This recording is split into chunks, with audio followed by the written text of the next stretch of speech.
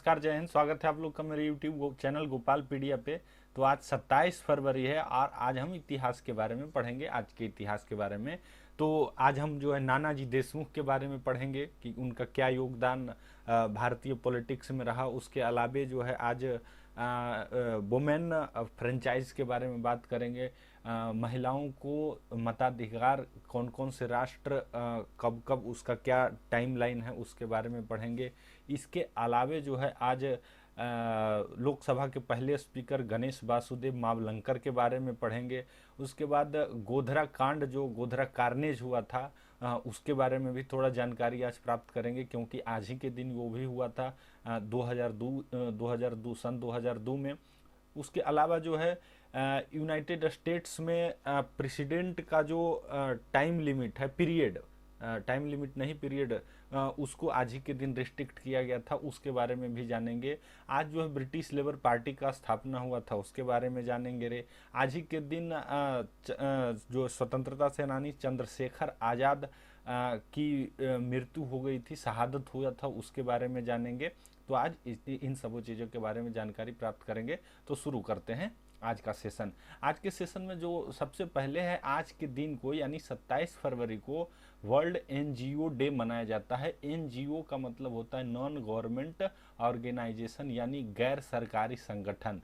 ये वैसे देखिए, सामाजिक कार्य करने का या सोशल रिस्पॉन्सिबिलिटी किसी भी लोकतांत्रिक देश में जो होती है वो गवर्नमेंट की होती है। लेकिन गवर्नमेंट जब डायरेक्ट करने में असक्षम हो जाती है तो कोई प्राइवेट आदमी यानी कोई निजी व्यक्ति निजी तौर पे एक अपना ऑर्गेनाइजेशन बना लेता है और उसके माध्यम से करता है। और सरकार फिर फंड जो है डायरेक्ट सरकारी जो सिस्टम है उसके हिसाब से नहीं करके, उसके द्वारा नहीं करके, सरकार सीधे इस एनजीओ को फंड कर देता है। और फिर वो एनजीओ जो है सोशल वर्क करते हैं, चाहे वो सोशल वर्क एजुकेशन के सेक्टर में हो, चाहे वो सोशल वर्क सोशल रिफॉर्म के सेक्टर हो, चाहे वो सोशल वर्क जो है विमेन सेफ्टी से संबंधित हो, ह्यूमन ट्रैफिकिंग से संबंधित हो।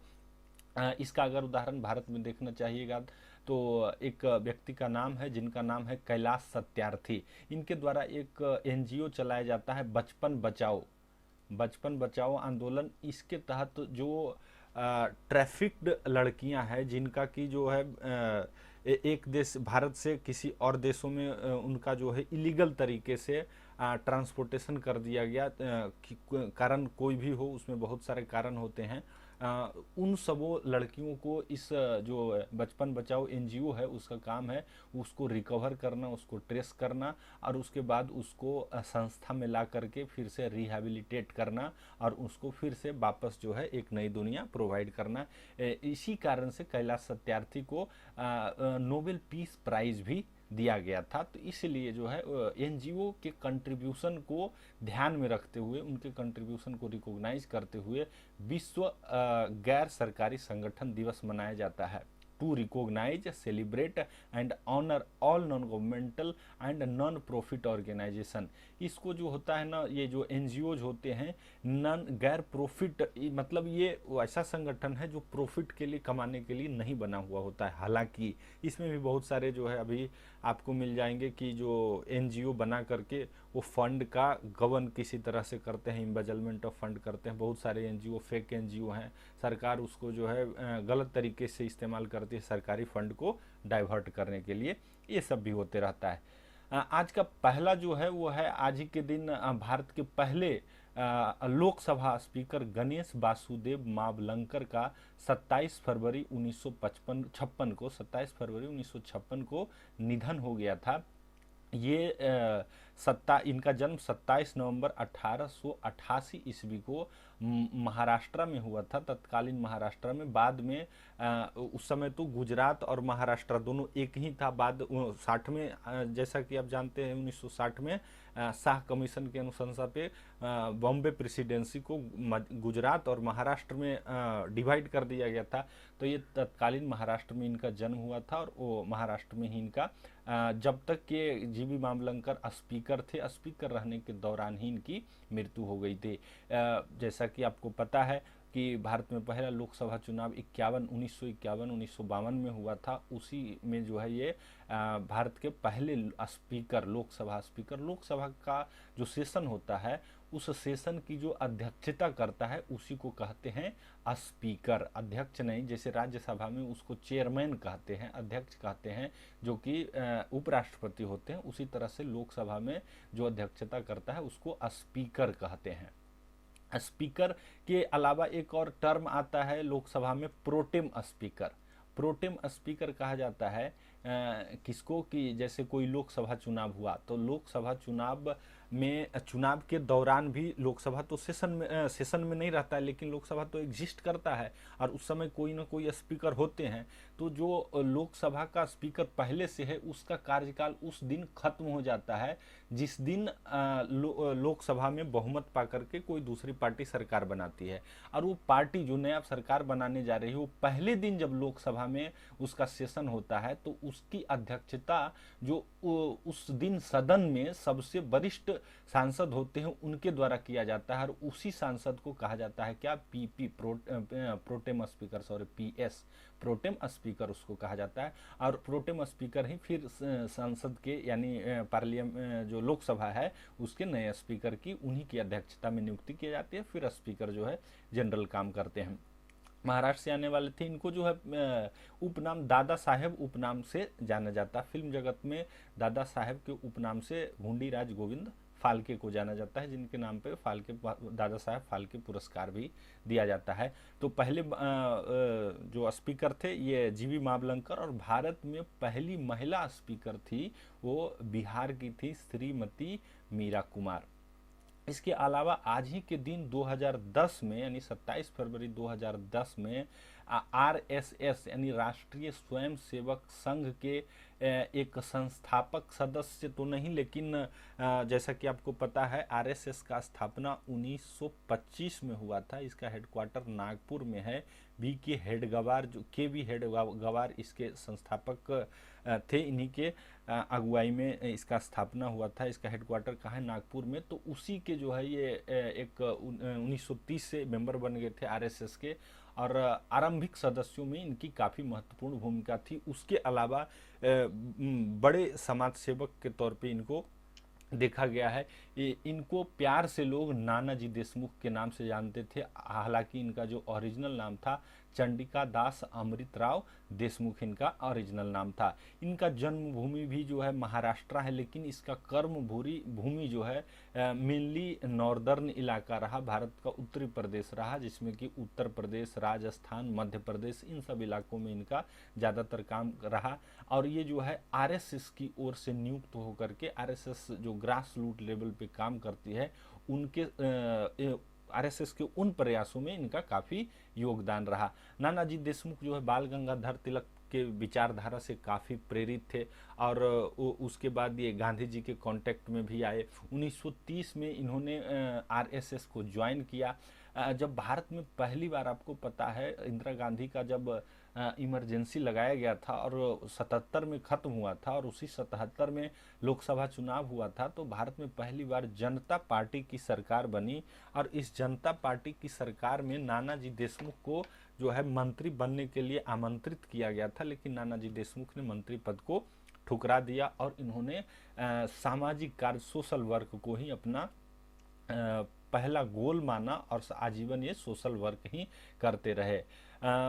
अटल जी जब के शासनकाल में, अटल जी जब प्रधानमंत्री थे 1999 में, इनको पद्म विभूषण से नवाजा गया। जैसा कि आप लोग को पता है कि भारत में जो सिविल अवार्ड्स होते हैं, जो नागरिक सम्मान होते हैं, उसमें सबसे ऊंचा है जो भारत रत्न है, और उसके बाद जो पद्म अवार्ड की कैटेगरी में आता है उसमें पद्म विभूषण होता है, पद्म भूषण होता है, और तीसरा नंबर पे जो आता है वो आता है पद्मश्री आता है। तो इनको जो है सबसे वरिष्ठ सिविल अवार्ड जो था वो पद्म विभूषण दिया गया था। हालांकि 2019 में जब प्रधानमंत्री नरेंद्र मोदी थे तो इनको भारत रत्न से सम्मानित किया गया था। ध्यान रखिए 2019 में लास्ट टाइम भारत रत्न दिया गया है और इस समय 3 व्यक्ति को दिया गया था। एक तो आप यहीं पे देख लिए नानाजी देशमुख को दिया गया था, उसके अलावे प्रणब मुखर्जी को दिया गया था और इसके अलावे तीसरे व्यक्ति जो थे उनका नाम था भूपेन हजारिका। उनको लास्ट टाइम 2019 में भारत रत्न दिया गया है। नानाजी देशमुख उन लोगों में थे और भारत के ये पहले व्यक्ति थे जिन्होंने 1997 में ही अपनी एक वसीयतनामा जिसको विल पेपर कहते हैं उस पर साइन कर दिया था इच्छा पत्र पे कि हमारी मृत्यु के बाद हमारे जितने ऑर्गन्स हैं उनको शोध करने के लिए हम दान दे रहे हैं। ऐसा कहा जाता है कि 2010 में इनकी मृत्यु से पहले जब इनका तबीयत ख़राब हो गया तो रिक्वेस्ट किया गया इनको कि आप जो है जाइए एम्स में दिल्ली ले जा कर के इनको इलाज करने का रिक्वेस्ट किया गया, लेकिन इन्होंने इलाज कराने से इनकार कर दिया और जो नेचुरल डेथ है उसको इन्होंने स्वीकार किया। और बाद में इनकी बॉडी का जितना जो वाइटल ऑर्गन्स थे उनको अभी शोध करने के लिए दिल्ली एम्स ले जाया गया और वहाँ पे बहुत सारे शोध उनके ऑर्गन्स पे किया गया। नेक्स्ट है आज ही के दिन 27 फरवरी 2002 को एक बहुत ही भयानक कांड हुआ। आपको पता होगा इसका, ये जो है बार बार चर्चा में और ये सबसे ज़्यादा चर्चा में तब आता है जब नरेंद्र मोदी का नाम आता है। और जब 2014 में नरेंद्र मोदी भारत के प्रधानमंत्री कैंडिडेट के उम्मीदवार थे बीजेपी की तरफ से, तब ये मामला जो है पूरी जोर शोर से आई थी। तो इसके बारे में थोड़ा जान लेते हैं कि क्या हुआ था। ये घटना है कब? 27 फरवरी 2002 को। इससे पहले क्या था, फरवरी में एक टर्म और समझिए यहाँ कार सेवक जो है राम सेवक जिसको कहते हैं उसी का एक और नाम है उनको कार सेवक, राम सेवक को कार सेवक के नाम से भी जानते हैं। तो फरवरी में ही एक जो है यज्ञ हो रहा था जिसको महापूर्णाहुति यज्ञ कहा जाता है अयोध्या में, और उसी समय विश्व हिंदू परिषद VHP के आह्वान पे गुजरात से बहुत सारे लोग जो है अयोध्या आए थे। और ये फरवरी की बात है, स्टार्टिंग फरवरी में, और ये 25 फरवरी को वापस जो है अयोध्या से गुजरात जा रहे थे। वही ट्रेन ट्रेन का नाम क्या था? साबरमती एक्सप्रेस। वही ट्रेन जब गुजरात के गोधरा स्टेशन पहुंची, कहा जाता है गोधरा स्टेशन जब पहुंची थी तो 4 घंटे लेट थी अपने टाइम से, और फिर 7:30 बजे सुबह में पहुंची। और जैसे ही गोधरा स्टेशन से ट्रेन खुली तो हर ट्रेन के पहले सिग्नल एक होता है, जैसे ट्रेन अगर स्टेशन पे प्लेटफॉर्म खाली नहीं होता है तो ट्रेन को पहले सिग्नल पे ही रोक दिया जाता है, और जब ट्रेन प्लेटफॉर्म खाली होता है तो फिर ट्रेन को जाकर के सिग्नल से हरी झंडी दे करके आगे बढ़ा करके प्लेटफॉर्म पे लाया जाता है। तो जैसे ही ये सिग्नल क्रॉस की, कोई जो अंदर में बैठे थे चेन पुलिंग करके और ट्रेन को रोक दिया गया। और ऐसा जब बाद में जांच में पता चला कि जो चेन पुलिंग की घटना हुई, 1-2 बार नहीं, लगातार बहुत सारे लोगों ने चेन खींचा एक ही समय में, जिस कारण से ट्रेन बहुत देर के लिए वहां पे रुक गई। और उसी दौरान 1 से 2 हजार लोगों का भीड़ ने जो है जो डिजाइंड जो बोगीज थे कहा जाता है उसमें लगभग 1500 से 1600 कार सेवक जो ट्रेवल कर रहे थे, उसी में जो निश्चित बोगी था जिसमें था कि ज़्यादातर कार सेवक ही हैं, उस पर आक्रमण किया गया पेट्रोल बम के द्वारा और बहुत सारे जो इन्फ्लेमेटरी सब्सटेंसेस हैं उनके द्वारा। और उसमें कहा जाता है कि 59 लोगों का मृत्यु हो गया, जिसमें 27 महिलाएं, 10 बच्चे, इन लोग के साथ साथ कुछ और लोगों का हताहत हो गए। इसमें 48 से ज़्यादा लोग जो है गंभीर रूप से घायल हो गए। बाद में इसके लिए एक कमेटी बनाई गई और उस कमेटी बनाने में भी बहुत तरह का खेल हुआ। गुजरात के उस समय प्रधानमंत्री थे नरेंद्र मोदी, जो कि वर्तमान में अभी हमारे प्रधानमंत्री हैं। उन्होंने गुजरात हाई कोर्ट के एक रिटायर्ड जज जिनका नाम था KG शाह, उनकी अध्यक्षता क्या एक मेंबर की ही कमेटी थी, कमेटी बना दी गई जांच के लिए। बाद में जो है आलोचना जब इसका हुआ कि जो है ये तो रिटायर जज हैं और इनकी जो है चीफ मिनिस्टर के साथ नज़दीकी संबंध है, तो कैसे निष्पक्ष जांच होगा। तो फिर से एक जो है GT नानावती करके जो नाम है, ये सुप्रीम कोर्ट के रिटायर्ड न्यायाधीश थे। इनको भी उस जो कमीशन बनाया गया था, नानावती मेहता कमीशन, इनमें शामिल कर दिया गया। इन दोनों ने इसकी जांच की और ये जांच का पहला रिपोर्ट जो है प्रस्तुत किया गया था 2008 में। और 2008 में इसके बारे में कभी और हम डिटेल में गोधरा इंसिडेंट्स के बारे में बात करेंगे। और दूसरा फाइनल रिपोर्ट प्रस्तुत किया गया 2014 में। देखिए ये रिपोर्ट 2008 में जब प्रस्तुत, ये बनी थी कब, 2002 में ही बन गया था। इसको जो है इस कमीशन को मात्र 4 महीना समय दिया गया था, लेकिन इसको बाद में एक्सटेंशन करके कहा जाता है, इसको अभी तक टोटल फाइनल रिपोर्ट सबमिट करने तक 22 बार इसको एक्सटेंशन दिया गया। जांच करने में इतना जो है कठिनाई आ रही थी, और बाद में इन्होंने उसी थ्योरी को एक्सेप्ट किया कि ये जो घटना है कि एक प्लान्ड घटना थी, एक जो है सुनियोजित तरीके से बनाया हुआ घटना था।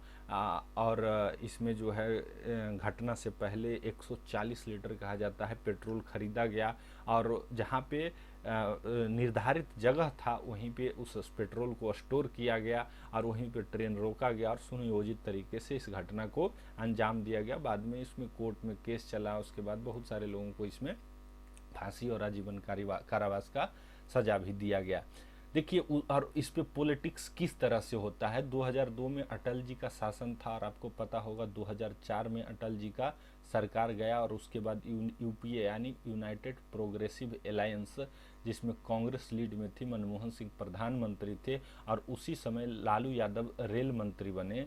तो पॉलिटिक्स किस तरह का होता है और जो पॉलिसी ऑफ अपीजमेंट रही है कांग्रेस की, उसका एक जीता जागता उदाहरण यहाँ देख सकते हैं कि 2 साल के बाद, 2-2.5 साल के बाद लालू यादव रेलवे मिनिस्टर बने, तो उन्होंने फिर से एक कमेटी बनाई जिसका नाम Umesh Chandra Banerjee committee, single man committee, railway की ओर से। क्योंकि ये रेलवे से ये जुड़ा हुआ घटना था। और ये जो है उमेश चंद्र कमेटी ने 2005 में ही अपना रिपोर्ट दिया, और उसमें इस रिपोर्ट में उमेश चंद्र बनर्जी कमेटी ने बताया कि ये जो घटना थी ये बाहर से किसी तरह का एग्रेशन नहीं हुआ था, बाहर से किसी तरह का अटैक नहीं हुआ था, बल्कि इंटरनल प्रॉब्लम के कारण आग लग गई थी, कोई और टेक्निकल रीजन के कारण आग लग गई थी। बाद में इस रिपोर्ट को गुजरात हाई कोर्ट में किया गया, चैलेंज किया गया, और गुजरात हाई कोर्ट ने इस रिपोर्ट को जो है असंवैधानिक, अनकॉन्स्टिट्यूशनल, इलीगल और नल एंड वॉइड डिक्लेयर कर दिया गया। और इसके बाद से जो है देखा, इस तरह का एक पॉलिटिक्स देखा गया कि किस तरह से किसी सरकार को बदनाम किया जा सकता है और समाज के किसी एक तबके को भी संतुष्ट करने के लिए। नेक्स्ट है कि 1951 में जो यूनाइटेड स्टेट ऑफ अमेरिका है, अपने संविधान का 21वां संविधान संशोधन किया, और इस संविधान संशोधन के बाद कोई भी व्यक्ति 2 बार से ज़्यादा प्रेसिडेंट नहीं बन सकता है, ऐसा प्रस्ताव पारित किया गया। और आज ही के दिन 27 फरवरी 1951 को इस अमेंडमेंट को अमेरिका के जितने उस समय तत्कालीन अमेरिका के जितने राज्य थे उसने रेटिफाइड कर दिया, यानी प्रमाणित कर दिया गया, और उस तरह से जो है ये लागू हो गया कि अब अमेरिका में 1951 के बाद 2 बार से ज़्यादा कोई राष्ट्रपति नहीं बन सकता। इससे पहले जो थोड़ा अमेरिका का इतिहास जान लेते हैं थोड़ा सा ब्रीफली, क्यों ऐसा करना पड़ा। तो आपको पता है 1776 में अमेरिकी स्वतंत्रता संग्राम हुआ था, 83 में ये खत्म हुआ और 83 में अमेरिका को आज़ाद घोषित किया गया। 87 में संविधान बन के तैयार हुआ। विश्व का पहला लिखित संविधान तैयार करने वाला कोई था तो अमेरिका था। ये अमेरिका के संविधान में मात्र 7 आर्टिकल हैं, 7 अनुच्छेद हैं। ऐसा कहा जाता है भारत में जो है 300-400 लगभग 400 अनुच्छेद है, लेकिन अमेरिका में 7 ही क्यों है। तो यहाँ का जो अनुच्छेद है ना, एक अनुच्छेद जो है भारत के हिसाब से समझिए तो भारत में जैसे 25 भाग है तो 2-3 भाग को मिला दीजिए तो अमेरिका का एक अनुच्छेद है। तो उसका एक अनुच्छेद बहुत बल्कि है, इसलिए संख्या में ये कम है। ऐसा नहीं है कि जो है बहुत जो है 7 संविधान है उसमें 7 लाइन लिख दिया गया और वही संविधान हो गया, ऐसा नहीं। ये भी बहुत ये बल्कि संविधान है। और इसमें अभी तक जो है टोटल 27 बार, सोचिए 1776 में अमेरिका का संविधान 87 में लागू हुआ, और अभी तक यानी 1800 और 2 20 यानी 300 से ज़्यादा साल हो गया, और उसमें मात्र जो है अभी तक 27 बार ही इसमें अमेंडमेंट किया गया है। और ये 21वां संविधान संशोधन कब हुआ था? 1951 में, तो 2 टर्म कर दिया गया। तो हाँ, हम लोग कहाँ थे कि लागू हो गया संविधान, और उसके बाद पहले राष्ट्रपति जो बने वो जॉर्ज वाशिंगटन थे। ये 1789 में 1789 में, ठीक उसी साल जब फ्रांस में क्रांति हुई थी, जब अमेरिका की क्रांति से ही प्रेरित फ्रांस की क्रांति थी, तो 1779 में वहाँ हुई थी, और 1779 में ही जॉर्ज वाशिंगटन अमेरिका के प्रधानमंत्री बने। और 79 से 93 और फिर 93 से 97 ये 2 टर्म के लिए अमेरिका के प्रधानमंत्री रहे। इनको रिक्वेस्ट किया गया कि तीसरा बार भी आप ही राष्ट्रपति बनिए, लेकिन इन्होंने इनकार कर दिया राष्ट्रपति बनने से, और इन्होंने स्वतः त्याग कर दिया। और तभी से ट्रेंड चल गया कि जो है जो कोई भी प्रधानमंत्री बने, राष्ट्रपति बनेगा, वो 2 टर्म ही रहेगा। और ये चल भी रहा था अमेरिका में, यही जो है परंपरा चलते आ रही थी, कोई लिखित नहीं था। लेकिन क्या हुआ कि 1929 में आपको पता है कि विश्व में आर्थिक मंदी आई थी, और इस आर्थिक मंदी से अमेरिका पूरी तरह से तबाह हो गया था। और इस आर्थिक मंदी के बाद जो अमेरिका को संभाला, उस व्यक्ति का नाम है फ्रैंकलिन डी रूजवेल्ट। और इन्होंने फ्रैंकलिन डी रूजवेल्ट जो है पहली बार 1932 में जो है अमेरिका के राष्ट्रपति बनते हैं। और इन्होंने 32 के बाद 36 में बना, 36 के बाद 40 में बना, तो ये 2 टर्म इनका हो गया। और आपको पता है कि 1940 आते आते जो है द्वितीय विश्व युद्ध शुरू हो गया था, और इनका पॉपुलैरिटी जो है फ्रैंकलिन डी रूजवेल्ट का बहुत ज़्यादा था। तो 40 में भी जब चुनाव हुआ, तो ये 44 में भी चुनाव लड़ गए, और 40 से 44 तक तीसरे बार भी प्रधानमंत्री रहे। और 44 में भी चुनाव हुआ, और 44 में भी इन्होंने चुनाव जो है जीत लिया, और 45 में फिर, यानी ये लगातार चौथे बार वहाँ के राष्ट्रपति बन गए। हालांकि चौथे बार 1945 में राष्ट्रपति बनने के बाद तुरंत बाद ही इनकी मृत्यु हो गई थी, और उस तरह से जो है ये जो उस समय के वाइस प्रेसिडेंट थे आइजनहावर, वो जो है वहाँ के राष्ट्रपति बने। तो इसके बाद वहाँ के जो और पॉलिटिशियंस थे, उनको जो है एक संदेह हो गया कि ये तो गलत हो रहा है, एक ही व्यक्ति अगर इतना बार राष्ट्रपति बनेगा तो और बाकी सब क्या करेंगे, सिर्फ नेतागिरी ही करेंगे, उनको राष्ट्रपति बनने का मौका ही नहीं मिलेगा। तो इसीलिए 1951 में इन लोगों ने ले आया कि अब जो है लिखित रूप से एक लाओ संविधान, और जो है इसको 2 बार तक ही लिमिट कर दो। इसीलिए जो है आप देखते होंगे बराक ओबामा भी जो है काफ़ी लोकप्रिय राष्ट्रपति थे अमेरिका के, तो भी ये 2 बार से ज़्यादा राष्ट्रपति नहीं बन पाए। 1932 में ये फ्रैंकलिन डी रूजवेल्ट सबसे लंबे समय तक अमेरिका के राष्ट्रपति बने रहे। हाँ, ये यहाँ पे बिल ऑफ राइट्स के बारे में है। तो जो 27 संविधान संशोधन बताया अमेरिका में अभी तक हुआ था, इसमें अकेले 10 संविधान संशोधन बिल ऑफ राइट्स से ही संबंधित था। भारत में अभी तक टोटल, जबकि भारत अभी 75 साल का हुआ है, 120 से भी ज़्यादा संविधान संशोधन हो चुके हैं। नेक्स्ट है 1900 ईस्वी में ब्रिटेन की जो वर्तमान लेबर पार्टी है उसकी स्थापना की गई थी। कुछ बहुत जो और पार्टियां थी, जैसे सोशल डेमोक्रेट्स थे, डेमोक्रेटिक सोशलिस्ट थे, और ट्रेड यूनियंस, ये सब जो पार्टियां थी, ये मिल करके लेबर पार्टी का स्थापना किया। इससे पहले अमेरिका में जो 2 पार्टी हुआ करती थी, एक जो है कंजर्वेटिव पार्टी और एक लिबरल पार्टी। जो पहले नाम था इसका क्या था, लिबरल पार्टी। और लिबरल पार्टी के होते हुए ही 1900 ईस्वी में लेबर पार्टी बनाया गया, और फाइनली जो है 1920 के दशक में 1922 में जो है लेबर पार्टी को रिप्लेस कर दिया, यानी लेबर पार्टी खत्म हो गई, और उसका जगह कौन ले लिया, लिबरल पार्टी खत्म हो गई और उसका जगह ले लिया लेबर पार्टी। देखिए, लेबर पार्टी जब भी ब्रिटेन में चाहे वो 1900 पहले की बात हो या 1900 के बाद की बात हो, लेबर पार्टी या लिबरल पार्टी जब भी वहाँ पावर में रहती थी तो वो कुछ थोड़ा सा अपना जो है लिबरल एटीट्यूड अख्तियार करती थी, और भारत में कुछ उस तरह का जो है थोड़ा थोड़ा करके यहाँ छूट दिया जाता था, जो डेमोक्रेटिक राइट्स हैं वो दिया जाता था। देखिएगा जैसे लॉर्ड रिपन जब भारत में ये बन के गवर्नर जनरल बन के आए थे, उस समय वहाँ जो है लेबर पार्टी का था सरकार था, लिबरल पार्टी का सरकार था, और इस तरह से लॉर्ड रिपन ने जो है यहाँ बहुत सारा उस समय सुधार किया था, जो डेमोक्रेटिक राइट्स हैं दिए थे। उसी तरह से जो है यहाँ पे एक नाम देख रहे हैं आप, क्लीमेंट एटली, लॉर्ड क्लीमेंट एटली।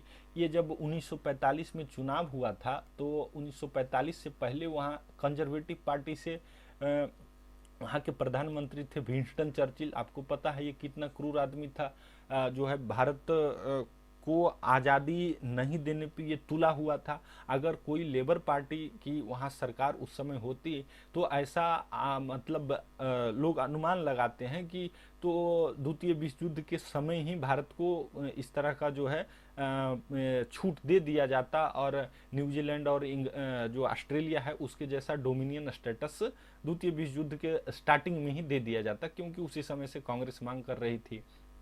तो बाद में 1945 में चुनाव के बाद विंस्टन चर्चिल हार गया और क्लीमेंट एटली वहाँ के प्रधानमंत्री बने, और जैसे ही ये बने तुरंत 1-1.5 साल बाद जो है इन्होंने घोषणा कर दी कि भारत 1948 में जो है आज़ाद हो जाएगा। उसी तरह से रैमजे मैकडोनल्ड, आपको पता होगा जब गोलमेज सम्मेलन 30, 31, 32 1930, 1931 और 32 में हुआ था, उस समय प्रधानमंत्री रैमजे मैकडोनल्ड थे, तो ये वार्ता के लिए तैयार हुए थे। हालांकि ये अलग बात है कि राउंड टेबल कॉन्फ्रेंस का कोई ठोस कारण ये बन करके नहीं आया। तो इससे इतना आप समझ सकते हैं कि वहाँ जो है 2 पार्टी सिस्टम है, जिसमें एक कंजर्वेटिव पार्टी है, एक लेबर पार्टी है, और उसी तरह से अमेरिका के बेसिस पे अमेरिका में भी जैसे एक डेमोक्रेटिक पार्टी होती है और दूसरा जो है आपका ये रिपब्लिक पार्टी, जैसे अभी वर्तमान में जो बाइडन जो है ये डेमोक्रेटिक पार्टी से संबंधित है। और कुछ कुछ वो जो है दोनों में कॉमन है कि अमेरिका का जो डेमोक्रेटिक पार्टी है वो ब्रिटेन का लिबरल पार्टी का जो आइडियोलॉजी है इससे दोनों का समान है, और अमेरिका का जो रिपब्लिकन पार्टी है ये डोनाल्ड ट्रंप वाला पार्टी, वो ब्रिटेन का जो है ये कंजर्वेटिव पार्टी, उससे जो है इसका आइडियोलॉजी दोनों का मिलता है। नेक्स्ट जो आज का है वो है कि आज ही के दिन 27 फरवरी 1931 को भारत के जो स्वतंत्रता सेनानी चंद्रशेखर आज़ाद थे, इनका जो इलाहाबाद के अल्फ्रेड पार्क में इन्होंने एक पुलिस मुठभेड़ के दौरान अपने आप को, अब खुद को गोली मार ली थी, और इस तरह से ये शहीद हो गए थे। क्योंकि ये अपने जब क्रांतिकारी जीवन का शुरुआत कर रहे थे उसी समय इन्होंने प्रण लिया था कि चाहे जो हो जाए हम जो है जिंदा अंग्रेजों के हाथ में पकड़े जाने वाले नहीं है। इनका जन्म 1906 ईस्वी में हुआ था, और इस तरह से देख सकते थे मात्र 25 वर्ष की अवस्था में 1931 में इनकी मृत्यु हो गई। चंद्रशेखर इनका जो ओरिजिनल नाम था, चंद्रशेखर सीताराम तिवारी आज़ाद, जो है इनको अपने आप को ये जो है आज़ाद के नाम से ही संबोधित करते थे।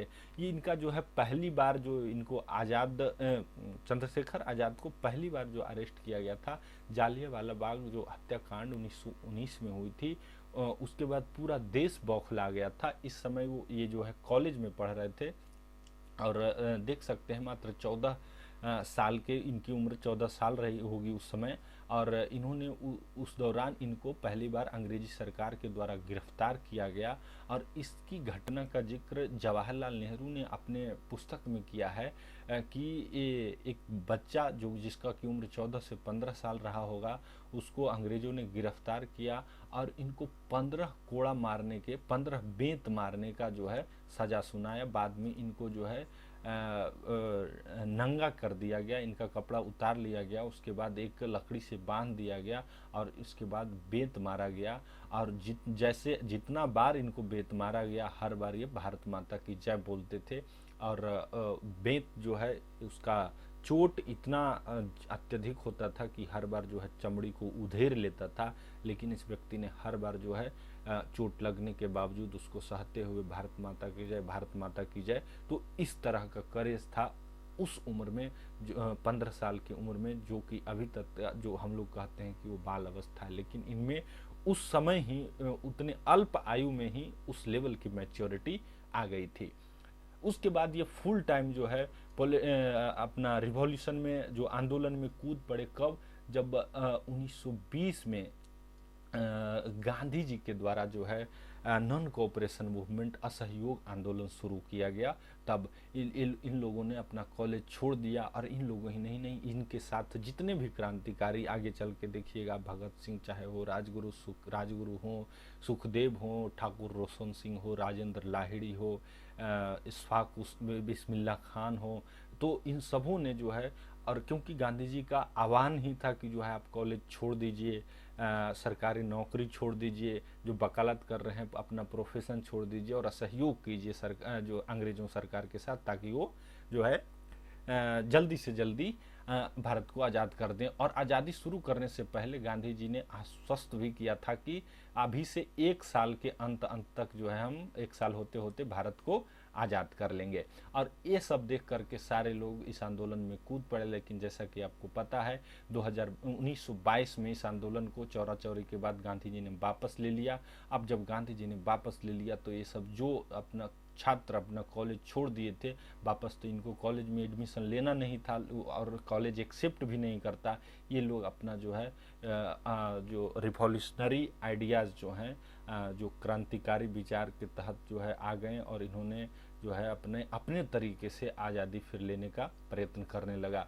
इसी क्रम में सचिंद्रनाथ सल्यान के द्वारा HRA, हिंदुस्तान रिपब्लिक एसोसिएशन का स्थापना किया था 1925 में। और इसी HRA के संगठन के जो मेंबर थे, उनके द्वारा 9 अगस्त 1925 को काकोरी ट्रेन डकैती जो है, जो काफ़ी चर्चा में रहा, इसके बाद इसी कांड के, काकोरी ट्रेन डकैती के नाम पे भारत के जो है 4 सपूत, उनको फांसी दे दिया गया, जिसमें ठाकुर रोशन सिंह, इशफाक बिस्मिल्लाह खान और 2 मेंबर थे। इसी संस्था का नाम बाद में बदल के Hindustan socialist republic association, Chandrashekhar Azad के कहने पे ही ये इसका नाम जो है चेंज कर दिया गया था। ये 4 हिंदुस्तान सोशलिस्ट रिपब्लिकन एसोसिएशन के मेंबर भी जो भगत सिंह और बटुकेश्वर दत्त थे। और इसी HRA Hindustan socialist Republican association के द्वारा ही निर्णय लिया गया था कि जो पब्लिक सेफ्टी बिल के अगेंस्ट में भगत सिंह और बटुकेश्वर दत्त जो है जो असेंबली में जा करके और खाली जगह पे बम फेंकेंगे, और उसके बाद अपनी जो गिरफ्तारी दिएंगे, तो उस प्लान को भी इन्होंने एक्सिक्यूट किया था। उसके अलावा HRA जो है, इसके मेंबर जो है सैंडर्स, जो कि लाला लाजपत राय के हत्या के लिए जिम्मेवार था, उसको मारकर भी इन्होंने उनकी मृत्यु का बदला ले लिया। तो इस तरह से ये जो है घटनाक्रम इस तरह से चलता है। उसके बाद इसके सारे मेंबर लगभग पकड़ा गए थे, या फिर कुछ लोग गुमनाम हो गए थे। सिर्फ चंद्रशेखर आज़ाद ये भी अपना जो है भेष बदल करके और जो है बचते रहे थे। लेकिन बाद में कहा जाता है कि इस ग्रुप का, हिंदुस्तान सोशलिस्ट रिपब्लिकन एसोसिएशन के ग्रुप का एक मेंबर ही सरकार का मुखबिर बन गया, और उन्होंने ही सूचना दी सरकार को कि जो वहाँ की तत्कालीन इलाहाबाद की पुलिस को, कि जो है चंद्रशेखर आज़ाद जो है अल्फ्रेड पार्क में बैठा हुआ है, प्लान बना रहा है। उसी दौरान एक मुठभेड़ में इन्होंने अपने आप को गोली मार लिया। नेक्स्ट है मताधिकार के बारे में हम लोग चर्चा करेंगे। मिस्र यानी कि वर्तमान का जो है इजिप्ट, इसने 1956 में महिलाओं को वोट डालने का अधिकार दिया गया था।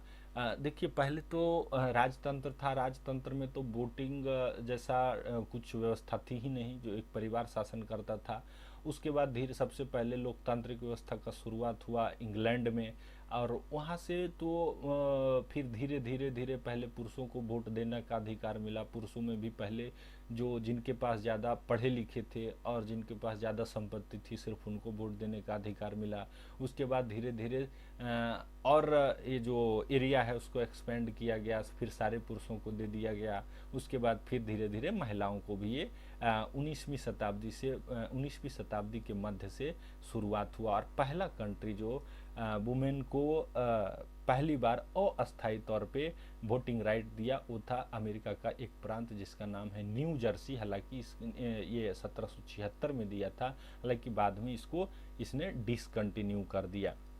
तो पहला सोवरिन कंट्री जिसने जो है महिलाओं को वोटिंग राइट दिया, ये हुआ था 1913 में। और किसके द्वारा दिया गया? ये नॉर्वे के द्वारा गया। नॉर्वे वही है, नॉर्वे की राजधानी ओस्लो है। उसके बाद कनाडा ने 1917 में अधिकार दिया। ब्रिटेन एंड जर्मनी ने 1918 में दिया। ये देखिएगा, ये सारा पीरियड जो है ये प्रथम विश्व युद्ध का पीरियड है। अब प्रथम विश्व युद्ध का पीरियड है तो क्योंकि उस समय तो जनसंख्या कम थी और जो भी लोग थे पुरुष वो तो युद्ध में बिजी थे, तो भाई चुनाव कौन कराएगा। तो उसी के दौरान जो है यहाँ पे एक इस तरह का प्रेरणा आई कि क्यों न महिलाओं को जो भी है वोटिंग का राइट दे दिया जाए। उसी तरह से ऑस्ट्रेलिया, नीदरलैंड 1919 में और यूनाइटेड स्टेट्स भी 1920 में एक संविधान संशोधन के द्वारा वोटिंग राइट दे दी। इसमें सबसे पीछे रह गया और सबसे एडवांस होते हुए भी सबसे पीछे रह गया फ्रांस, जो कि द्वितीय विश्व युद्ध के दौरान 1940 में इसने घोषणा किया कि जो है महिलाओं को वोटिंग राइट देने का। अभी सबसे लेटेस्ट में किसी कंट्री ने दिया है तो वो है सऊदी अरेबिया, जो हाल ही में 2015 में, आज से 7 साल पहले महिलाओं को भी वोटिंग राइट का अधिकार दे दिया गया। और भारत के बारे में बात करें तो भारत का संविधान जब से लागू हुआ 26 जनवरी 1950 से, उसी समय से भारत में यूनिवर्सल अडल्ट फ्रेंचाइजीज की व्यवस्था है, यानी सार्वभौमिक वयस्क मताधिकार जिसको कहते हैं। भारत में संवैधानिक रूप से इसकी व्यवस्था किया गया है। भारत में जो पार्ट संविधान के पार्ट 25 है, यानी भाग 25 है, उस भाग 25 के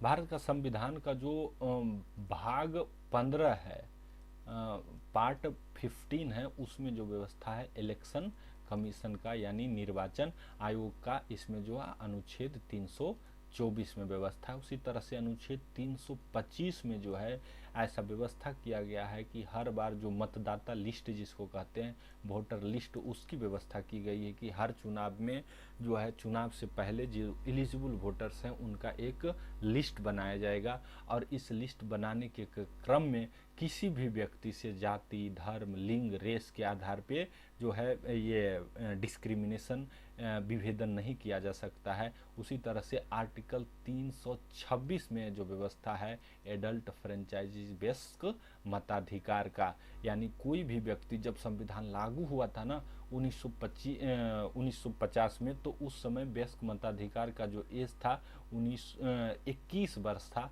बाद में भारत में 61वां संविधान संशोधन किया गया। कब ये किया गया? 1989 में। और इसके बाद भारत में वयस्क मताधिकार का जो एज था 21 वर्ष से घटा करके 18 वर्ष कर दिया गया था। नेक्स्ट हम लोग यहाँ पे देखते हैं परमाणु परीक्षण के बारे में। कौन कौन सा देश अभी तक परमाणु परीक्षण किया है, क्योंकि आज ही के दिन 27 फरवरी 1965 को फ्रांस ने एक परीक्षण किया था अल्जीरिया में, भूमिगत परमाणु परीक्षण। तो इसके बारे में हम लोग जान लेते हैं। पहला एटॉमिक परीक्षण जो किया था किसी कंट्री ने, तो वो यूनाइटेड स्टेट्स ऑफ अमेरिका था। ये कब किया था? 16 जुलाई 1945 को किया था। इसका एक परियोजना, एक प्रोग्राम चलाया था जिसका नाम है मैनहट्टन प्रोजेक्ट। इसी प्रोजेक्ट के तहत न्यूक्लियर वेपन बनाने का तैयारी अमेरिका का चल रहा था। इस कोड का नाम था ट्रिनिटी, जो अमेरिका का एक इलाका है जिसको नवादा कहा जाता है, वही जहाँ पे टेस्ट सेंटर है उसको नेवादा टेस्ट सेंटर, और एक मार्शल आइलैंड है, ये जो है अमेरिका का स्पेशलाइज्ड एरिया है जहाँ पे वो एटॉमिक परीक्षण करता है। तो पहला परीक्षण कब किया? 16 जुलाई 1945 को। और ठीक इसके जो है 1 महीना 30 दिन से कम के समय में 6 अगस्त और 9 अगस्त को इसी बम को, एटॉमिक बम को, अमेरिका ने हिरोशिमा और नागासाकी पे ड्रॉप कर दिया। और कहा जाता है कि इस परीक्षण में जो अमेरिका ने किया था 30 दिन पहले, उस परीक्षण का ओरिजिनल परिणाम देखने के लिए उस समय के राष्ट्रपति ने जो है ये ऑर्डर दे दिया, और उसका जो परिणाम भयावह हुआ, पूरा नागासाकी और हिरोशिमा बर्बाद हो गया। इस पे कभी और चर्चा करेंगे। इसके बाद दूसरा जो परीक्षण किया गया, सोवियत यूनियन, दूसरा कंट्री जिसने एटॉमिक परीक्षण किया वो सोवियत यूनियन के द्वारा किया गया, यूएसएसआर जिसको, जो कि अभी काफ़ी चर्चा में है। उस समय ये यूएसएसआर हुआ करता था, अभी ये रसिया है, फिर से यूएसएसआर बनने की कोशिश कर रहा है। उसी क्रम में यूक्रेन पे अभी आक्रमण किया हुआ है, ये युद्ध अभी चल ही रहा है। इसका जो बम था उसका नाम था RDS-1। ये परीक्षण कब किया था? अगस्त 29, 1949 में। तो इस तरह से सोवियत रूस जो है दूसरा कंट्री बन गया जिसके पास न्यूक्लियर वेपन हो गया। इसी क्रम में क्यों इंग्लैंड पीछे क्यों रहेगा भाई? क्योंकि ये तो अपने आप को सुपर पावर ही मानता था द्वितीय विश्व युद्ध से पहले। तो इसने भी 1952 में परीक्षण कर दिया और तीसरा कंट्री बन गया न्यूक्लियर वेपन वाला। और चौथा कंट्री जिसने परीक्षण किया 13 फरवरी 1960 को, वो था फ्रांस, ऑपरेशन ब्लू डेजर्ट के तहत। पांचवा कंट्री चाइना बना, 1964 में चाइना ने परीक्षण किया। पांचवा भारत ने इसको 1974 में पहला परीक्षण इंदिरा गांधी के शासनकाल में, और दूसरा परीक्षण 1958 में अटल बिहारी वाजपेयी के शासनकाल में किया। इसका कोड नेम था स्माइलिंग बुद्धा। और इसी के जवाब में जो है पाकिस्तान ने भी इसका जो है एटॉमिक परीक्षण किया। 13 मई भारत ने किया था, 11 मई 1958 को, और पाकिस्तान ने तुरंत उसके बाद 13 मई 1998 को भारत के जवाब में एटॉमिक परीक्षण कर दिया। और जो अभी सबसे लेटेस्ट परीक्षण करने वाला अगर कोई कंट्री है और जो दुनिया का सिरदर्द बना हुआ है, वो है नॉर्थ कोरिया। यहाँ के तानाशाही, एक तरह का तानाशाही शासन है, राजतंत्र है। किम जोंग उन वहाँ के अभी शासक हैं। तो और एक और कंट्री है जो कहा जाता है कि इसने भी परीक्षण कर चुका है, लेकिन इसको ये पब्लिक नहीं किया हुआ है। तो इसमें 3 कैटेगरी से लोगों को कंट्रीज को डिवाइड किया है। 5 कंट्री तो अलग हो ही गए, जिसमें कि यूएसए यानी अमेरिका, रूस, ब्रिटेन, फ्रांस और चाइना, इन लोगों ने परीक्षण कर लिया। और इसके बाद इन लोगों ने क्या किया कि एक ट्रीटी ले आए जिसको CTBT ट्रीटी के नाम कहा जाता है, कॉम्प्रिहेंसिव टेस्ट बैन ट्रीटी। इन लोगों ने अपना अपना परीक्षण कर लिया, अपने आप को परमाणु शक्ति संपन्न बना लिया। उसके बाद कहा कि अब कोई परीक्षण नहीं करेगा। यही लोग की दादागिरी चलती है, क्योंकि ये जितने मेंबर हैं ये यूएनओ के परमानेंट मेंबर भी हैं। अब ये लोग ने ये कर लिया, और इसके तहत अगर कोई कंट्री इसके बाद न्यूक्लियर परीक्षण करेगा तो उसको जो है उस पर सैंक्शन ये लोग लगा देंगे। हालांकि इसके बाद भी 3 कंट्री ने किया। तो ये इंडिया यानी भारत, पाकिस्तान और नॉर्थ कोरिया को नॉन CTBT मेंबर कहा जाता है, यानी इसने अभी CTBT पे साइन नहीं किया है। और इजराइल को उस कैटेगरी में, अनडिक्लेयर्ड कैटेगरी में रखा है कि इसने अभी घोषित ही नहीं किया है। तो ये CTBT कब लागू हुआ? इसको 1994 में एक्चुअली में पारित किया गया, और 1996 से ये इफेक्ट में है। भारत का प्रेजेंट स्थिति है कि इसने CTBT को साइन नहीं किया है। तो आज के लिए इतना ही। आशा है वीडियो अच्छा लगा होगा। अच्छा लगा हो तो वीडियो को लाइक कीजिए, चैनल सब्सक्राइब कीजिए, दोस्तों को भी शेयर कीजिए। Thank you very much.